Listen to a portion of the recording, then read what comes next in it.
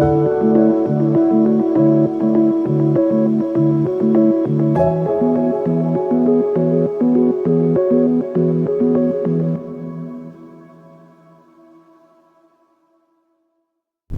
¿qué tal? Sean bienvenidos a un nuevo video de Ingeniería Civil con Joe, el canal de los ingenieros civiles. En esta ocasión vamos a mostrar y a trabajar sobre un nuevo curso, titulado Diseño de estructuras de acero basado en las normas técnicas complementarias de acero del 2023. Cabe mencionar que ha habido una actualización con base a estas reglas o estas normas el año pasado, justamente aproximadamente por el mes de noviembre. Entonces se lanzó esta actualización y ahorita pues lo que hemos estado haciendo es revisando, viendo modificaciones y pues ver particularmente qué es lo que ha cambiado y pues sobre ello ir trabajando la parte de la revisión, en este caso de toda la parte estructural correspondiente al acero. Entonces vamos a ver varias revisiones y lo vamos a separar por partes. Entonces la primera parte del curso va a consistir en una revisión de conexiones atornilladas y soldadas. Esto va a ser placa con placa, perfil con placa, etcétera. Entonces vamos a revisar la parte de toda esta, lo que corresponde a la norma, y con ello vamos a verificar si, bueno, con base a los lineamientos que nos otorga la norma, vamos a revisar si la revisión se pasa o no pasa la revisión. No nos vamos a enfocar tanto en la sobredimensión en caso de que algún valor no sea el que pase, pero pues vamos a tratar de simplificar lo que contiene la norma. Entonces, este curso pues, es impartido por Ingeniería Civil con Joe, su servidor. Y antes de continuar, suscríbanse, denle like, activen la campanita y compartan el video con sus amigos. Comenzamos.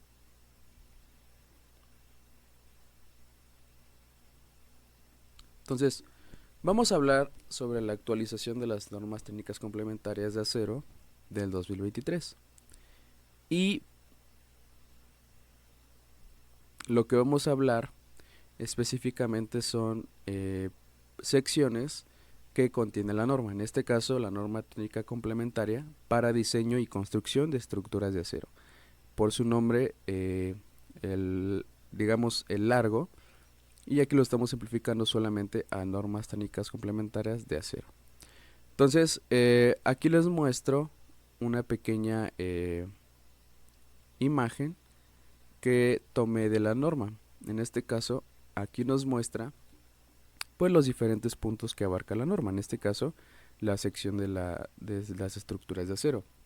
Vamos a estar revisando ciertos capítulos de esta norma y pues vamos a revisar la parte de miembros en tensión, miembros en compresión, también muy importante las propiedades geométricas y demás. Existen muchos más puntos a abarcar, o más bien que abarca esta norma, pero los vamos a estar limitando a ocupar únicamente lo que nos sirve. Con ello, no vamos a indagar tanto en la parte de la teoría, lo que pues, es este curso es mucha práctica, y pues vamos a comenzar con un primer ejercicio, el cual es el siguiente. Para la conexión mostrada se solicita determinar lo siguiente.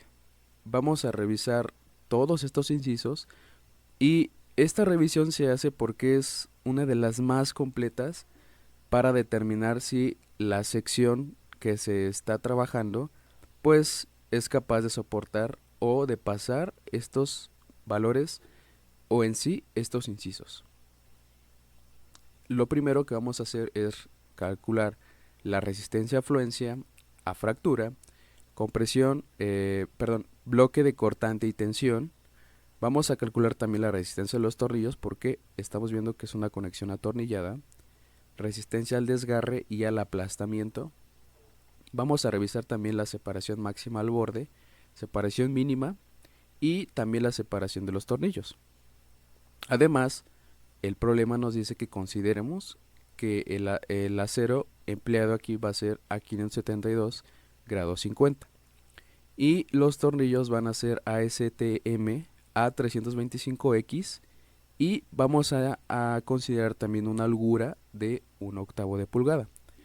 ¿Por qué se le considera o por qué tenemos que añadir esta holgura? Bueno, la holgura regularmente la vamos a otorgar debido a que en ciertas ocasiones para poder hacer estas conexiones pues es necesario el uso de las grúas, ¿no? Para subir pues estas placas, estos perfiles. Entonces resulta un poco difícil para el que pues maniobra la grúa, incluso para los que están arriba recibiendo la grúa. eh, Parte de estos materiales pues es difícil hacer que embonen si se pone el diámetro es justo. Entonces pues vamos a dejar un pequeño un espacio adicional para que pues no sea tan complicado a la hora de embonar los tornillos y sobre todo pues las placas, ¿no?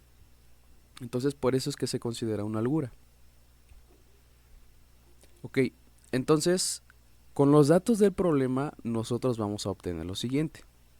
Nos dicen que el diámetro igual a phi va a ser igual a 3/4 de pulgada, lo equivalente a 1.91 centímetros. Además, tenemos un espesor de placas, que en este caso el espesor va a ser el mismo. Va a haber casos en el que va a ser diferente y en esos casos pues vamos a tener que ocupar el menor para hacer los cálculos y poder determinar ciertas resistencias. En este caso el espesor es de media pulgada, lo cual es equivalente a 1.27 centímetros. Con ello vamos a pasar a la primera revisión, que es el inciso A, revisión de la afluencia. Y me tomé la libertad de ponerles aquí en donde van a poder encontrar, en qué sección van a poder encontrar las ecuaciones y en qué página de la norma. Entonces, pequeño paréntesis, si quieren que les comparta la norma, les puedo enviar un link y sin problema para que lo descarguen. Con ello, pues, por si se les llega a dificultad de cómo encontrar la norma, en dónde descargarla, etcétera. Entonces, cerrando el paréntesis, vamos a poder encontrar la parte de la revisión de la afluencia en la página 84 de la norma técnica complementaria. Entonces, la ecuación que satisface la afluencia, vamos a denotarla como resistencia total afluencia, va a ser igual a F sub R, F sub Y por A. Y esta ecuación se le conoce como la 5.3.1a. Ahora, ¿qué es lo que representa cada uno de estos términos? Bueno, el F sub R representa el factor de resistencia. Si nosotros no incluyéramos un factor de resistencia, tendríamos una resistencia nominal. Digamos que el factor de resistencia actúa como un número de castigo a la resistencia. Es decir, esto se hace de cierto modo porque a la hora pues de realizar o fabricar el material pues se tienen ciertas incertidumbres, ¿no? De que no, pues no pasó esta parte, ¿no? Entonces hay que considerar estos factores de resistencia y más adelante vamos a ver que vamos a tener que emplear un poquito unos números adicionales a los factores de resistencia debido a que vamos bueno, adelantándome un poquito, vamos a también a realizar diseño de contravientos excéntricos, concéntricos, etcétera. Entonces ahí vamos a ver que vamos a tener que agregar diferentes factores de resistencia a la resistencia total, en este caso la resistencia nominal. Entonces, regresando un poquito a lo que tenemos aquí, vamos a considerar también que el F sub Y va a ser el esfuerzo de la afluencia para acero 572 grados 50. Es importante mencionar que estos esfuerzos de fluencia van a ser variables dependiendo del tipo de acero que tengamos. Entonces, para este caso, el esfuerzo de fluencia o el FY va a ser de 3.515 kilogramos sobre centímetro cuadrado. Y finalmente, el A va a representar el área total. Entonces, para poder calcular el área total, vamos a emplear el uso del espesor por la altura menor de la placa o la longitud de la conexión. En este caso, como habíamos visto en la imagen o la ilustración, el tamaño de la conexión es de 9 centímetros. Entonces, vamos a determinar que la altura de la placa menor va a ser igual a 9 centímetros. Y con esto podemos calcular ya el área. El área total sería el espesor de 1.27 por 9. Esto nos da un equivalente a 11.43 centímetros al cuadrado. Ahora, ya con estos valores podemos sacar cuánto vale la resistencia total a fluencia. Tenemos el factor de resistencia, que es de 0.9, tenemos el esfuerzo de la afluencia y tenemos el área total. Entonces, si podemos observar aquí, al hacer esta multiplicación, el centímetro cuadrado de abajo con el centímetro cuadrado de arriba, se nos hace la unidad y únicamente nos quedan unidades de kilogramos. Entonces, calculando esto y pasándolo a toneladas para hacer un mejor manejo de unidades, tenemos que la resistencia total a afluencia es de 36.158 toneladas. Entonces, cuando nosotros vayamos sacando poco a poco los valores de las resistencias, vamos a ir clasificándolos en el mayor y el menor. Y con base a ello vamos a determinar o a llegar a una conclusión de qué es lo que va a fallar primero en la placa para poder, de cierto modo, hacer unas mejoras, que aumentarle o quitarle tornillos, cambiar las placas, el espesor de la placa, modificarlo, etcétera. Entonces, eso va a depender del tipo de proyecto en el que estemos, o sea, para poder hacer este diseño más eficaz y pues que tenga un mejor desempeño. Entonces, una vez calculado el inciso A, vamos a pasar al inciso B, que es la revisión de fractura. Esto lo encuentran en la sección 5.3 y en la misma página 84. De hecho, está bajito de la anterior que vimos. Y nos dice que para la fractura vamos a considerar también un factor de reducción, y aquí el F sub U va a representar el esfuerzo último. El AE va a representar el área efectiva. Y esta ecuación se denomina como 5.3.1.b. Entonces, como primer paso para poder realizar esta revisión de la fractura, es necesario establecer lo que estamos mostrando a continuación. Aquí les estoy mostrando pues nuevamente la ilustración de la imagen o del arreglo que tenemos de la conexión, donde, si se dan cuenta, aquí estoy representando una línea que está un poquito en zigzag. Esto representa una ruptura o una fractura. Entonces, lo que vamos a hacer para la parte de la fractura es suponer o proponer por dónde va a ser, cómo va a ser el arreglo de esta fractura. En el caso de que esta fuerza que está empleada aquí con valor igual a T sea pues mayor a la de la resistencia que va a tener la conexión de las placas, pues vamos a suponer que la fractura se va a dar en este sentido. Puede que sea aquí, puede que sea a la mitad, puede que sea acá. No sabemos cómo va a ser, pero vamos a suponer una y vamos a trabajar sobre esa. Y esa va a ser la que está mostrada aquí a continuación. Entonces, una vez que suponemos cómo va a ser esta fractura debido a que esta fuerza T sea superior y llegue a la fractura, es por eso que se está ocupando aquí el esfuerzo último.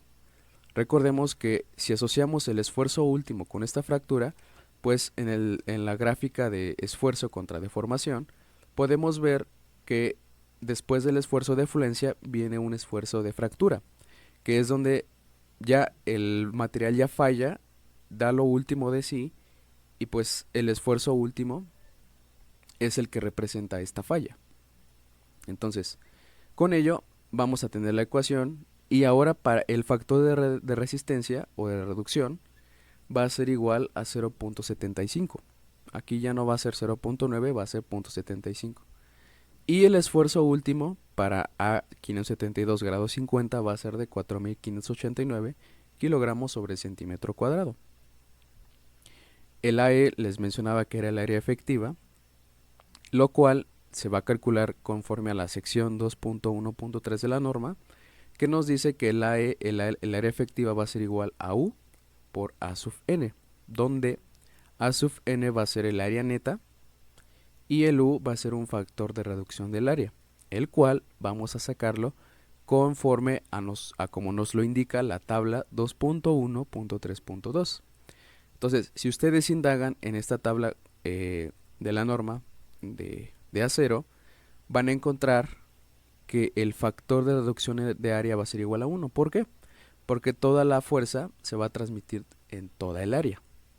Va a haber ocasiones en las que este valor de U no va a ser igual a 1, pero casi siempre se ve afectado este factor de reducción del área, o más bien suele ser diferente de 1 cuando, por ejemplo, tenemos una conexión de una placa con un perfil, y los perfiles, dependiendo de cómo sea el perfil que ocupemos, ya sea un perfil, un ángulo, un perfil T, un perfil I, nos van a generar cierta excentricidad. Incluso cuando ustedes saquen los valores de las tablas del IMCA, los valores de las propiedades del material, van a encontrar estos valores de la excentricidad. Y esta excentricidad va a afectar pues a la parte de la reducción del área. Entonces, por lo regular, casi siempre cuando hay excentricidad, los valores rondan entre 0.3, 0.5 o 0.7. Pero en este caso, como las dos son placas, pues vamos a tomar en cuenta que la fuerza transmite toda el área. Por lo tanto, no vamos a ver una afectación de la reducción del área. Una vez dicho esto, vamos a establecer que el área neta va a ser igual al área total que calculamos en el inciso A, menos el área de los agujeros. Entonces, en lo anterior, lo que nosotros hicimos fue suponer que no había agujeros. Entonces, como tal, tomamos toda la parte del perfil sin tomar en cuenta estos agujeros. En fractura es necesario tomar en cuenta que existen estos agujeros, por lo tanto hay que quitarlos. Entonces, sustituyendo esto, o más bien viendo cómo podemos calcular esta área de los agujeros, va a ser necesario tener el número de agujeros, que en este caso son 6, y esto lo vamos a multiplicar por el diámetro más la holgura. Entonces, estos valores pues nos quedarían en centímetros, porque serían diámetro más la holgura. Entonces, vamos a tener una T, que en este caso va a ser de el espesor que ya habíamos tenido, que es de 1.27, para que podamos calcular el área. Sin esta T no podemos sacar el área. Entonces, para ello vamos a considerar lo siguiente. Nos dice que el área total calculada en el inciso anterior es de 11.43, menos el número de agujeros. ¿Cuántos agujeros son los que están pasando? O sea, habíamos dicho que tenemos en total 6 agujeros, pero no vamos a contar los 6 porque la fractura está pasando únicamente por 1 y 2 agujeros. Entonces aquí tenemos la fractura. Entonces solamente vamos a considerar 2 agujeros. Por lo tanto colocamos aquí este 2. El diámetro es de 1.91 y vamos a considerar una holgura que era de 1/8 de pulgada, pasado a centímetros es aproximadamente 0.317. Multiplicado por el espesor nos da un valor de área de 5.773 centímetros al cuadrado. Podemos ver que casi esta área de los agujeros ocupa casi la mitad. Es decir, el área total pues era de 11.43 y ahora el área neta nos dio de 5.773. Quiere decir que pues en efecto, o sea, estamos quitando considerablemente un valor del área. Entonces, retomando la expresión de la sección 2.1.3 del área efectiva, pues podemos concluir que el área efectiva va a ser igual al área neta, porque no tenemos como tal un valor diferente de 1 para el factor de reducción de área. Entonces, para que sea un factor de reducción de área, recordemos que tiene que ser menor a 1. Entonces, si ponemos valores mayores a 1, o si nos salen valores mayores a 1, van a ser factores de aumento de área. Entonces, en este caso, pues queda igual el valor, y sustituyendo nuestros valores en nuestra ecuación, tenemos el factor de reducción o de resistencia multiplicado por el esfuerzo último por el área efectiva, y nos da un valor de 19.86 toneladas. Una vez que ya calculamos estos dos incisos, vamos a pasar al tercer inciso.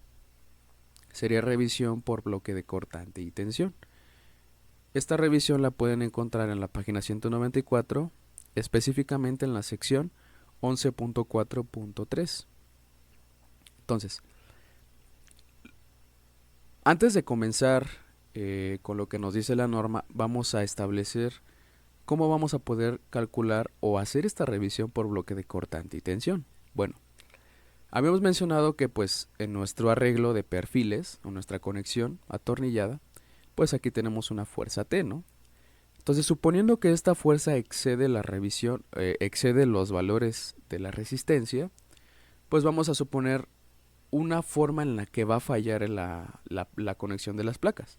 Esta forma en la que puede fallar la conexión de las placas es por bloque de cortante y tensión. ¿A qué se refiere esto? Bueno, si recordamos un concepto que ocupamos mucho en la parte del área de la resistencia de materiales, veíamos que para que se cumpla el requisito de que dos fuerzas estén a cortante, deben estar perpendiculares entre sí, paralelas entre sí. Entonces, para que podamos determinar cuál es la cortante y cuál es la tensión, pues va a ser necesario tener en cuenta esta regla, ¿no? Que sería esta fuerza T, si la comparamos y hacemos de cuenta que esto es una cortante, una línea que es una flecha que va en dirección contraria, o sea que se opone al movimiento, pues digamos que estas dos van a actuar como cortantes. Y en efecto, vamos a determinar que esto rojo, esta línea nasurado o esta parte que se está aquí en cortante, vamos a determinar que van a ser estas dos. Ahora, para la parte de la tensión, pues vamos a determinar que va a ser esta en azul.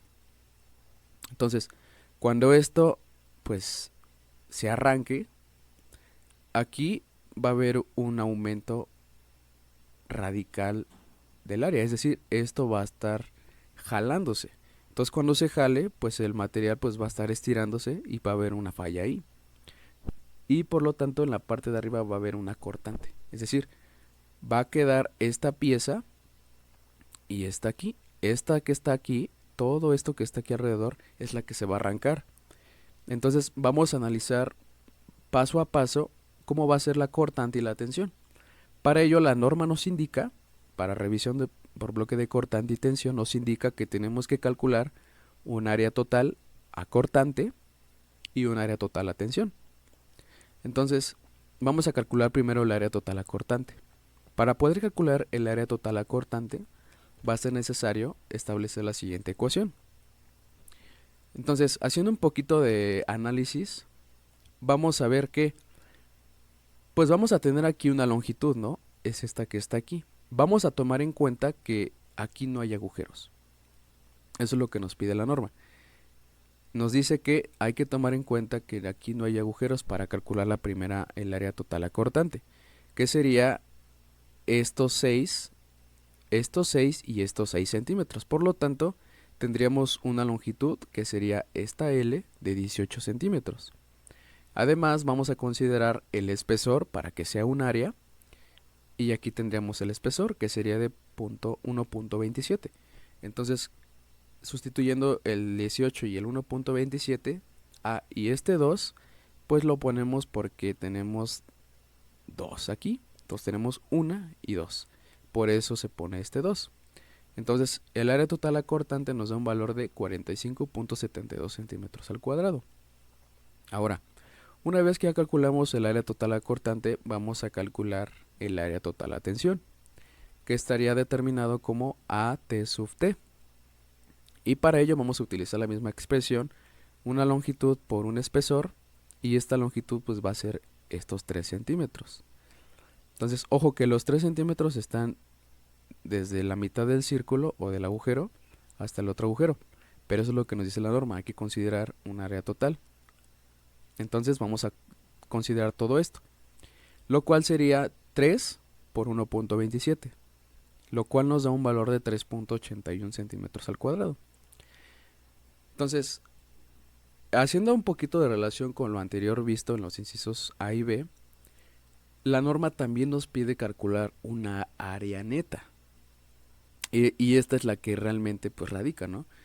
Pero vamos a ver que el área total y el área neta van a estar incluidas en la expresión del inciso C. Para ello, la norma nos dice que para poder calcular esta revisión por bloque de cortante y tensión, vamos a utilizar la expresión 11.4.3.3, en la cual nos dice que la resistencia nominal, que significa estas R sub n, va a ser igual a esta expresión y a esta expresión. Entonces, en pocas palabras lo que nos está diciendo es que vamos a calcular dos resistencias nominales, y la que sea menor va a ser la que va a regir.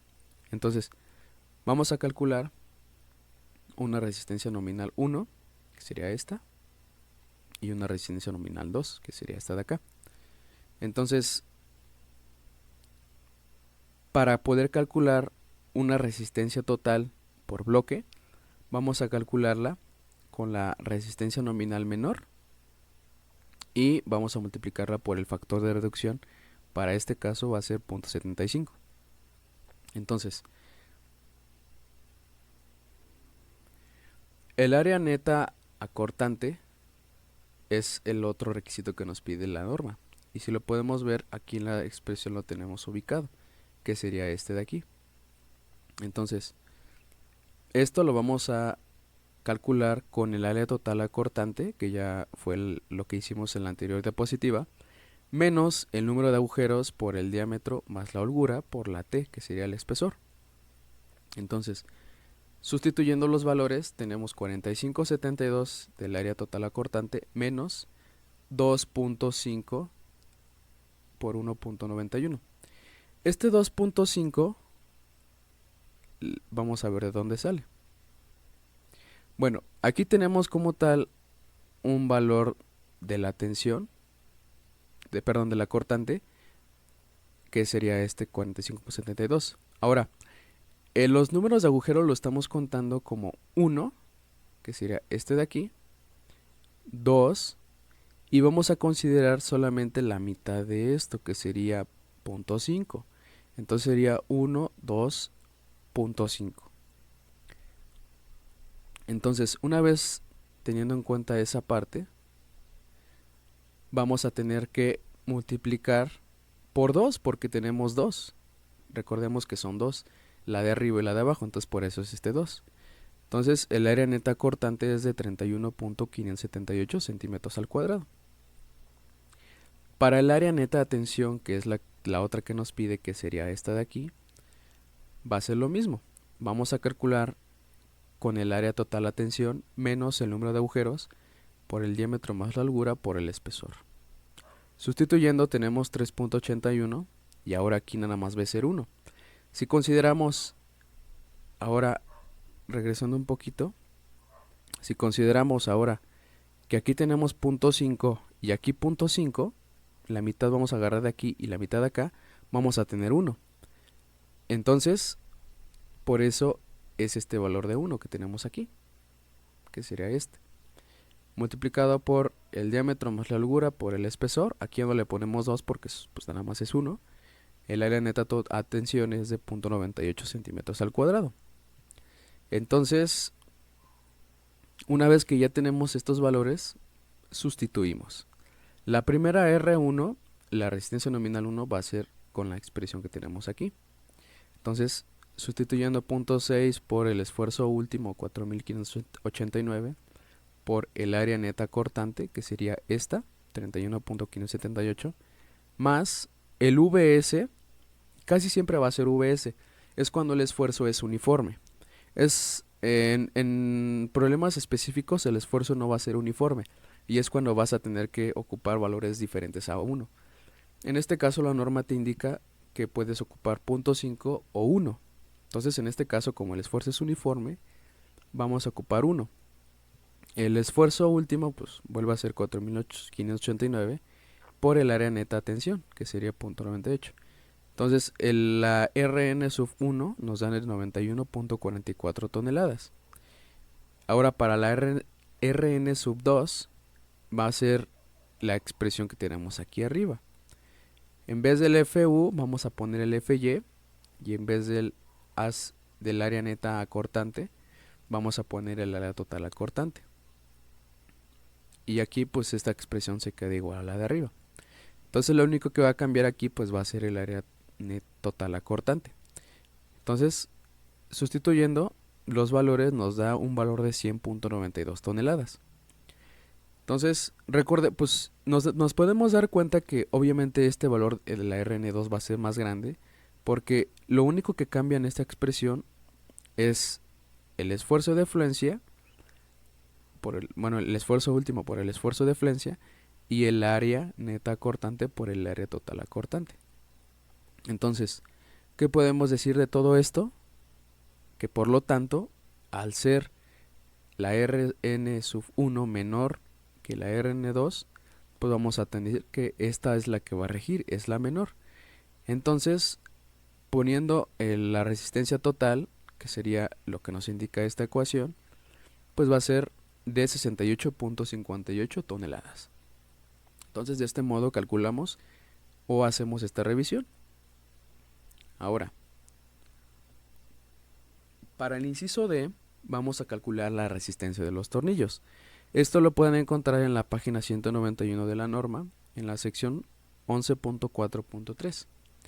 Entonces la norma nos dice que para poder calcular la resistencia de los tornillos es necesario emplear la siguiente ecuación. Aquí ya tenemos como tal la resistencia total de los tornillos, que sería 0.75, vendría siendo el factor de reducción, por el Fn, este es un esfuerzo nominal, ahorita vamos a ver cómo lo sacamos, por el área de los tornillos multiplicado por el número total de tornillos. La expresión es para la ecuación 11.3.9.1. Entonces, factor de resistencia corresponde al 0.75. El Fn es la resistencia nominal de los tornillos. Esto lo vamos a sacar va a estar en función de la tabla 11.3.2.6, la cual es esta. Entonces la tabla 11.3.2.6 nos dice que con ello vamos a poder obtener la resistencia nominal de los tornillos y barras roscadas. Entonces, si recordamos, en nuestro problema nos decía que consideráramos tornillos A325X. Por lo tanto, vamos a ubicar que vamos a tener un con cuerda incluida, que van a ser los tipo N, y con cuerda excluida, que van a ser los tipo X. Entonces, nuestro tornillo, al ser A325X, quiere decir que va a ser con cuerda excluida. Por lo tanto, vamos a tener que calcular el valor de la Fn o de la resistencia nominal con esta columna. Ahora, ¿cuál es la que le corresponde? Bueno, aquí tenemos los diferentes tipos de tornillos y podemos darnos cuenta que la que nos corresponde es la segunda opción, que sería del grupo A, 325 y equivalentes. Por lo tanto, si hacemos una intersección de columna con fila, tenemos que el Fn que nos va a corresponder en valores de kilogramos sobre centímetros al cuadrado es de 4780 kilogramos centímetro cuadrado. Entonces, lo único que nos falta es calcular el área de los tornillos. El área de los tornillos lo vamos a sacar como pues el área de un círculo, que sería pi por diámetro al cuadrado sobre 4. Entonces, sustituyendo los valores, nos queda, para un tornillo sería esta fórmula, pero como tenemos 6 tornillos, de una vez yo saqué el área total de estos 6 tornillos. Solamente pues multiplicamos esta expresión por los 6 tornillos y nos da un valor de 17.16 centímetros al cuadrado. Una vez que yo ya tengo la parte de mis valores que pues corresponden a la ecuación, puedo sustituirlos en la expresión y me da un valor para la resistencia total de los tornillos de 61.520 toneladas. Entonces, de esta forma es como obtenemos la resistencia de los tornillos. Y ahora sí, vamos a pasar a la parte de la revisión del inciso E, que sería la resistencia al desgarre y al aplastamiento. Esto lo pueden encontrar en la página 191 y 192 y en la sección 11.4.3. Entonces la norma para la parte del aplastamiento nos dice que hay que considerar esta expresión, que sería el punto 75, que sería el factor de resistencia. Este factor, esto es lo que incluye en la norma, que sería 2.4 por el diámetro, por el espesor, por el esfuerzo último, y esta ecuación es la 11.3.13.4.a. Entonces, pues nosotros tenemos como tal pues este factor de resistencia 2.4, el diámetro también lo conocemos, es 1.91, el espesor es 1.27 y el esfuerzo último es 4.589, lo cual nos da un valor de 120.22 toneladas, lo cual es un gran valor, es decir, resiste mucho al desgarre. Ahora, perdón, al aplastamiento. Y para la parte del desgarre, la norma nos dice que consideremos la siguiente ecuación. Antes de considerar la ecuación, vamos a establecer cómo va a ser el arreglo para el desgarre. Si se dan cuenta, aquí lo que estamos poniendo son unas líneas que simbolizan que esto se va a arrancar. Es decir, que toda esta parte que está en la placa va a ser la que se va pues a arrancar de la parte que está aquí, suponiendo que la fuerza va a ser mayor. Entonces, estas distancias que tenemos aquí de 4.96, 3.78 y estas son iguales a las que tenemos acá, vamos a ver cómo las vamos a calcular porque las vamos a necesitar. En sí, estas son las longitudes que, digamos que son las longitudes efectivas que vamos a tener que ocupar porque la norma nos pide que sean longitudes efectivas. Y vamos a ver cómo denota la norma estas longitudes efectivas. Entonces, para desgarre, nos dice que va a ser el factor de reducción 0.75 por un factor 1.2 por un coeficiente, o más bien un valor de L sub C multiplicado por el espesor por el esfuerzo último. Y en este caso va a ser la que continúa a la anterior, que en este caso es 11.3.13.5.a. Entonces, LC va a ser la distancia libre entre los agujeros, que sería lo que les expliqué. Es como la longitud efectiva para la parte del desgarre. Entonces, para poder calcular esta longitud o esta distancia libre entre los agujeros, pues vamos a ocupar en parte la longitud que pues tenemos en la figura como tal o en el arreglo de la conexión, que estamos viendo que aquí la separación entre este borde y este agujero que está justo a la mitad pues es de 6. Entonces lo que queremos es quitarle, de estos 6 vamos a quitarle media área de este agujero. Con ello vamos a ver cómo llegar a este 4.96, que es lo que nos interesa, o más bien la longitud que nos interesa, que viene siendo la distancia libre entre agujeros. Y vamos a calcularla como una LC sub 1, que va a ser igual a los 6, que sería esta distancia que existe de aquí a acá, menos el diámetro más la holgura entre 2, que vendría siendo el radio. Entonces, de aquí sacamos este 4.96 con esta expresión, que viene siendo este 4.96 de acá. Ahora, el 3.78, ¿cómo lo vamos a calcular?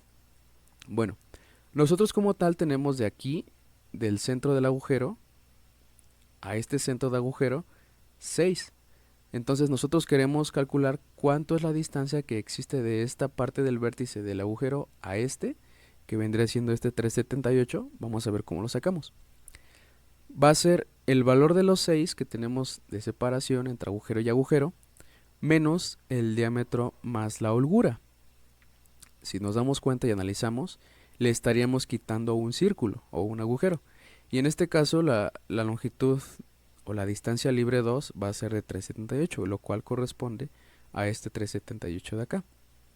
Entonces, una vez calculados estos valores, vamos a establecer la ecuación para desgarre, la cual nos dice que vamos a multiplicar todos estos factores o estos valores, y aquí lo que estoy haciendo es representar esta expresión como una factorización, porque recordemos que tenemos diferentes valores de LC. Entonces factorizamos el 0.75, el 1.2, el espesor de 1.27 y el esfuerzo último de 4589, y aquí vamos a colocar entre paréntesis la suma de las distancias libres, que en este caso vamos a tener que considerar 4.96, que sería esta, pero ojo, vamos a considerar que van a ser 2, porque aquí tenemos un 4.96, que sería esta distancia de aquí a acá, pero también tenemos una distancia de aquí a acá de 4.96, entonces vamos a colocar por eso este 2. Ahora, para la parte del 3.78 vamos a colocar que van a ser 4, porque aquí tenemos 1 y aquí tenemos 2, y la conexión de abajo, que también viene siendo otros 3 agujeros, tendríamos otros 2 valores de 378. Por lo tanto, por eso se le pone un 4 aquí. Entonces, calculando toda esta expresión nos da un valor de una resistencia del desgarre de 131.34 toneladas, lo cual es un valor demasiado grande. Pero, en comparación de la resistencia con el desgarre y el aplastamiento, va a regir la menor, que en este caso va a ser la de 120.22 toneladas.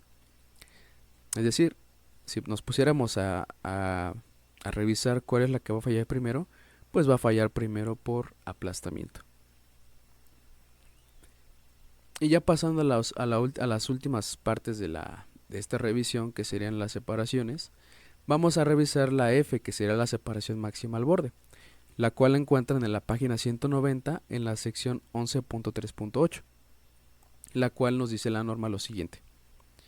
Para la separación va a ser la distancia máxima del centro de un tornillo al borde más cercano de las partes en contacto será 12 veces el grueso de la parte conectada en consideración, sin exceder 150 milímetros. Bueno, si esto lo pasamos a términos de una ecuación, va a ser lo siguiente. 12 veces el espesor debe ser menor a 15 centímetros. Entonces, si nosotros tenemos 12 y lo multiplicamos por el espesor, que sería 1.27, nos damos cuenta que este 15.24 excede los 15 centímetros. Por lo tanto, no pasa la revisión. Le ponemos un tache. El siguiente inciso es la separación mínima. La página donde lo pueden encontrar es la 189 y su sección es la 11.3.6. Y nos dice la norma que estos 6 centímetros es la separación que existe entre el borde, es decir, es este valor de acá. Entonces, nos dice que este valor de 6, que era el que les mostraba del borde, tiene que ser mayor a 3 veces el diámetro. Entonces el diámetro, pues tenemos el valor que es de 1.91 centímetros. Si lo multiplicamos por 3, nos damos cuenta que apenitas si pasa el valor, es decir, se encuentra dentro del rango.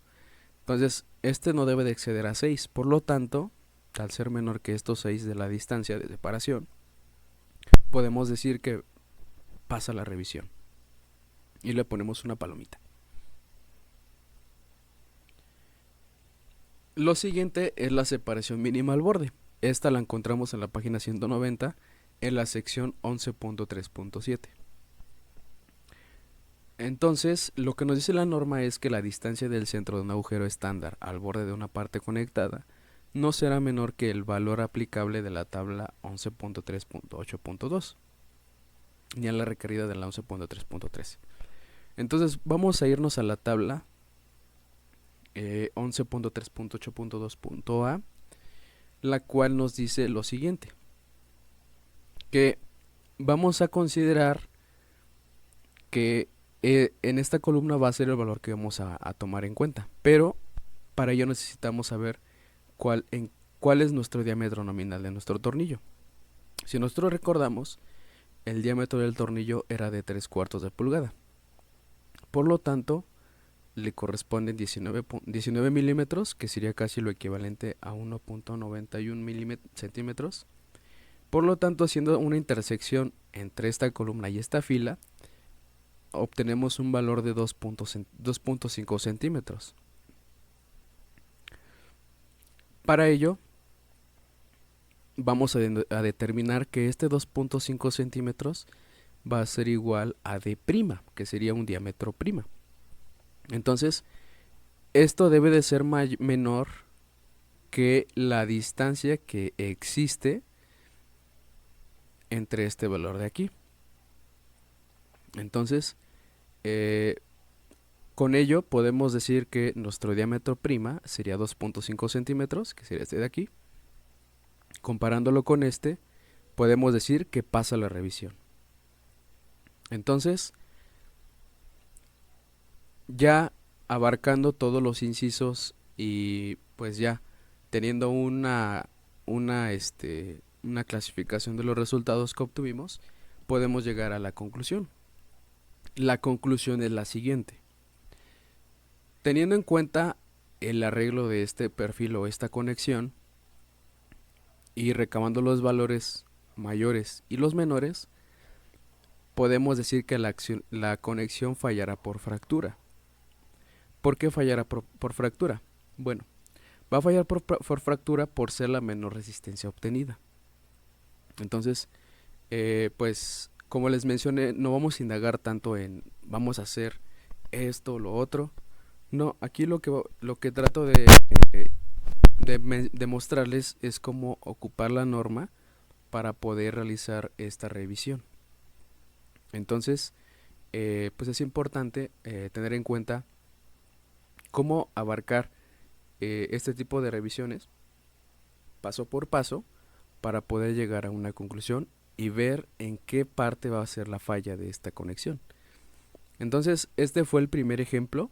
Vamos a estar trabajando sobre ejemplos posteriores y voy a tratar de no ser tan extenso el curso, sino de manera más general. En el siguiente video vamos a seguir resolviendo otro ejemplo. Voy a ver si les resuelvo otro ejemplo de conexión atornillada o pasamos de lleno con conexiones soldadas. Entonces, de momento sería todo de mi parte. Muchas gracias por su atención. Cualquier duda, comentario o sugerencia, no olviden dejarlo en la caja de los comentarios. Muchas gracias, hasta pronto.